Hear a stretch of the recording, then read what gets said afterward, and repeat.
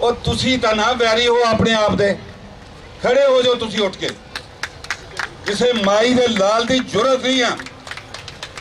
मैं facts and figure ना साबित कर सकता कि पंजाब नाल अज भी ज्यादती हुंदी आई आ, जदों दा पाकिस्तान बनया उदों दी भी ज्यादती हुंदी आई आ, मगर पंजाब ने अपने हक लैण दी कदी गल ही नहीं की। अज भी पूरे पंजाब पाकिस्तान की GDP 284 आ, जिहदे विच 58% हिस्सा पंजाब का है।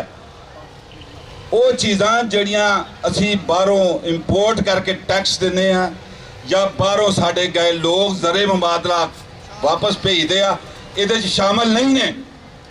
पंजाब 58% पाकिस्तान की मजमूई पैदावार का विच उहदा हिस्सा है, मगर उन्होंने 48% दिता जा रहा। कभी पिछले 10 सालों तो स्पेशल ग्रांट नहीं दी गई पंजाब नूं, फिर भी पंजाब नूं कहा जाता कि पंजाब साडा हक आ गया। कभी पंजाब ने ये फैक्ट्स एंड फिगर से गल ही नहीं की।